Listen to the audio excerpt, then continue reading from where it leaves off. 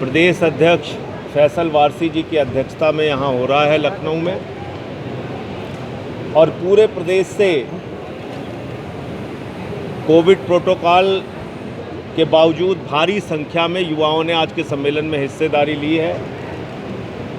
आम आदमी पार्टी का जो सदस्यता अभियान चल रहा है, 1 माह में 1 करोड़ सदस्य बनाने का, उस लक्ष्य को पूरा करने के लिए उत्तर प्रदेश का युवा भी गांवों, गलियों और मोहल्लों में जाएगा, आम आदमी पार्टी से लोगों को जोड़ने का काम करेगा।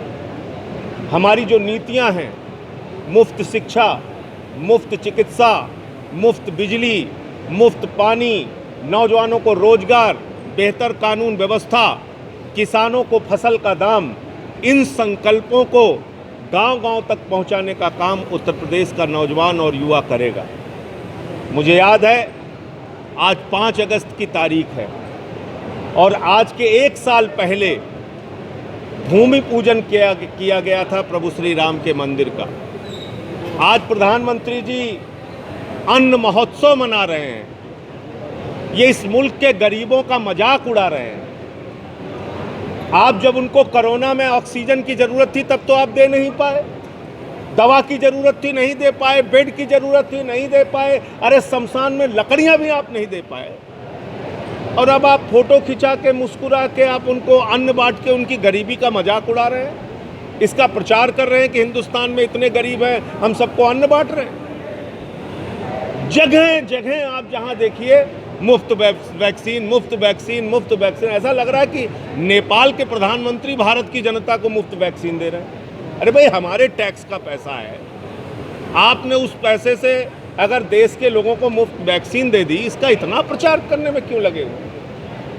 दूसरे हमारे बाबा जी हैं, इनको भी प्रचार से फुर्सत नहीं है। हर क्षेत्र में भ्रष्टाचार किया सरकार ने, बेईमानी की। बताइए, 1 साल हो गया, प्रभु श्री राम के मंदिर का नींव तक नहीं भर पाए क्योंकि चंदा चोरी में दिमाग लगा हुआ है, और आज उत्सव मनाने में जुटे हुए हैं। उन चंदा चोरों को जेल भिजवाइए जिन्होंने मंदिर का पैसा खाया, भगवान राम का पैसा खाया, उनको जेल में भेजो, और नहीं तो इसकी लड़ाई आम आदमी पार्टी लड़ने का काम करेगी। उत्तर प्रदेश में 6 महीने के बाद एक बड़ा परिवर्तन होने जा रहा है, ऐसा मन उत्तर प्रदेश की जनता बना चुकी है, क्योंकि एक ऐसी सरकार, एक भारतीय जनता पार्टी की एक ऐसी विचारधारा इस देश में है, उत्तर प्रदेश में है, जो अन्नदाताओं को मवाली कहती है, जो पत्रकारों की, सेना के अधिकारियों की, विपक्ष के नेताओं की, सरकार के मंत्रियों की, जजों की जासूसी कराने का काम करती है। ऐसी विचारधारा को उत्तर प्रदेश और देश से उखाड़ने के लिए जनता संकल्पबद्ध है, और मुझे लगता है कि इसकी शुरुआत उत्तर प्रदेश से होगी। प्रदेश की जो हालत है वो आपसे छिपी नहीं है। आए दिन हत्या, लूट, बलात्कार, ये तमाम घटनाएं अखबार की सुर्खियां बन रही हैं। कोविड की तीसरी लहर के नाम पे वेंटिलेटर का घोटाला और उस पर कोई कार्रवाई न करना, ये बताता है कि सरकार भ्रष्टाचार में आकंठ डूबी हुई है, और मुझे लगता है कि अब आने वाले दिनों में प्रदेश की जनता इनके खिलाफ इन तमाम मुद्दों को लेकर खड़ी होगी और इनको सत्ता से बेदखल 2022 के अंदर करने का काम करेगी। बाबा जी, अयोध्या का आज साइकिल रैली निकाली। अयोध्या सिर्फ इनके लिए सैर करने की जगह बन गई है। इनको प्रभु श्री राम में आस्था नहीं है, भारतीय जनता पार्टी को चंदा चोरी में आस्था है, और इसलिए हम लोगों का नारा है कि चंदा चोरों को जेल भिजवाओ और राम का मंदिर जल्द बनाओ। 1 साल हो गया, नींव नहीं भर पाए मंदिर का आप लोग।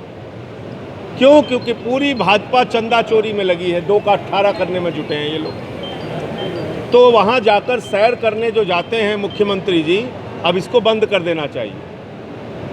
आप बताइए, 1 साल हो गया, आप मंदिर की नींव तक नहीं भर पाए। क्यों? क्योंकि सारी भाजपा मिलकर चंदा चोरी करने में लगी हुई है। देश के करोड़ों राम भक्तों ने जो चंदा दिया, उसका पैसा खाने में लगे हैं ये लोग। सर, कैरिकेचर बना रहे हैं, सोशल मीडिया पे वायरल हो रहा है, कभी किसानों के बाल खींचते हुए बाबा जी, कभी जो है वो प्रियंका गांधी और देखिए, भारतीय बवाली पार्टी जो है, भारतीय बवाली पार्टी ने किसानों को मवाली कहा है, मैं समझता हूँ इससे ज़्यादा इस देश के अन्नदाताओं का अपमान नहीं हो सकता।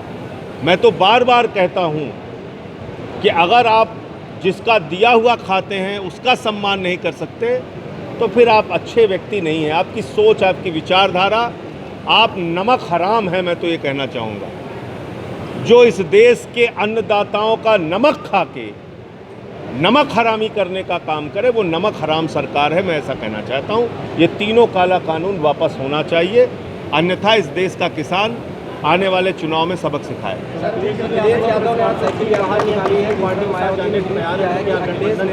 अम्बेडकर पार्क का नाम बदलकर लोहिया कर दिया, इसको लेकर क्या? देखिए, मुझे लगता है कि सभी पार्टियां इस वक्त अपने अपने कार्यक्रम चला रही है और समाजवादी पार्टी की ओर से भी हिंदुस्तान के प्रख्यात समाजवादी नेता जनेश्वर मिश्रा जी की स्मृति में आज ये साइकिल यात्रा निकाली गई है। मैं भी स्वर्गीय जनेश्वर मिश्रा जी के प्रति अपनी श्रद्धांजलि अर्पित करता हूं और उनकी साइकिल यात्रा कार्यक्रम के लिए उनको बधाई देता हूं। अखिलेश जी ने प्रेस कॉन्फ्रेंस में कहा कि हम किसी भी पार्टी के साथ गठबंधन करने को तैयार है, तो क्या आगामी जो विधानसभा चुनाव में आप गठबंधन करेंगे कि नहीं करेंगे? देखिए, मैं पहले भी इस बात को कह चुका हूं, इस दिशा में कोई भी चीज़ जब तक स्पष्ट रूप से सामने ना आ जाए कोई बयानबाजी करना ठीक नहीं है। गठबंधन किस दल से करना है, नहीं करना है, उसमें तमाम चीज़ें काउंट करती हैं और मुझे लगता है कि जब इस पर कोई स्पष्ट बातचीत होगी तो आप लोगों को जानकारी देंगे। अभी हम अपना 403 विधानसभाओं में सदस्यता अभियान और संगठन विस्तार करने में लगे हुए हैं।